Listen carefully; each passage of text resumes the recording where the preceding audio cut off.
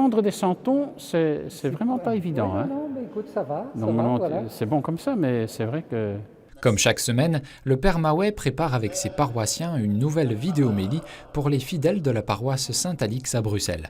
Lancée depuis le premier confinement, cette émission d'une quarantaine de minutes reprend les lectures et l'homélie du Père Maouet de la messe du dimanche et invite régulièrement des personnalités et des fidèles à partager leurs témoignages de foi.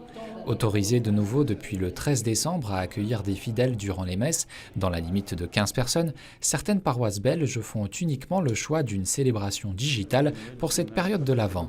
C'est une façon, et alors avec la vidéo, d'élargir, puisque on est ici en Belgique en tout cas limité à 15 personnes pour les célébrations, rendez-vous compte.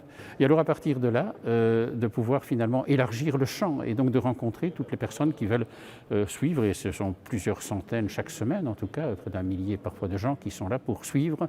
Et donc il y a cette ouverture. Christian, installé dans la paroisse depuis 1 an, se charge de filmer l'émission. Disposant de son propre matériel, il a immédiatement proposé ses services de manière bénévole. Un engagement qui lui permet de préparer Noël à sa façon. Ça m'a permis de rencontrer beaucoup de membres de la paroisse qui ont fait des témoignages, et souvent des témoignages très forts. Ça me nourrit. Nous regardons souvent la vidéomélie avec mon épouse le week-end, donc on en reparle. C'est une façon aussi de garder un élément un peu plus spirituel dans notre vie et dans notre vie de couple et dans notre vie à tous les deux. Avec des célébrations limitées à 15 personnes et le couvre-feu imposé à 22 h dans la région bruxelloise, cette année, de nombreuses paroisses ne proposeront pas de messe de Noël à l'église, ce que déplorent beaucoup de fidèles.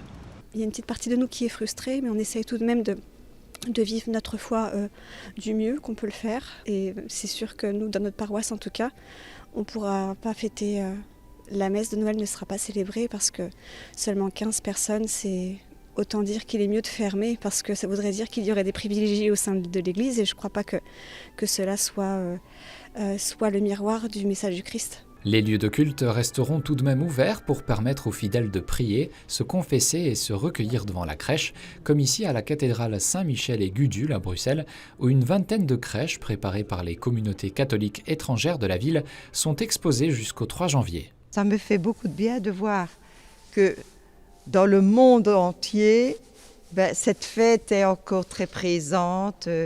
Ça me donne de la paix, ça me donne de l'espoir et ça fait grand bien.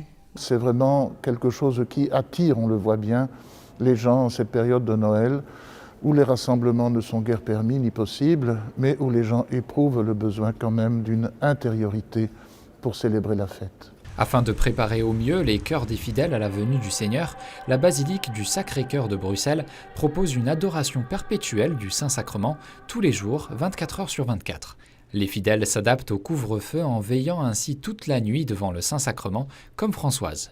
Il m'arrive des moments où je passe la nuit ici et je me dis tiens, je vais être fatiguée et truc, mais j'ai une force qui me permet même d'attendre le lendemain soir pour dormir. Donc je crois que quand on attend un enfant, en tant que maman, moi je suis maman et grand-mère, quand on attend un enfant, on se prépare à la venue de la famille, se prépare à la venue de cet enfant et ne regarde pas trop à ce qui se passe. On prépare la relayette, on prépare la chambre et tout. Donc je crois que c'est comme ça que je prépare la venue de Jésus. Malgré le contexte difficile de cette année, les fidèles seront donc au rendez-vous pour célébrer Noël.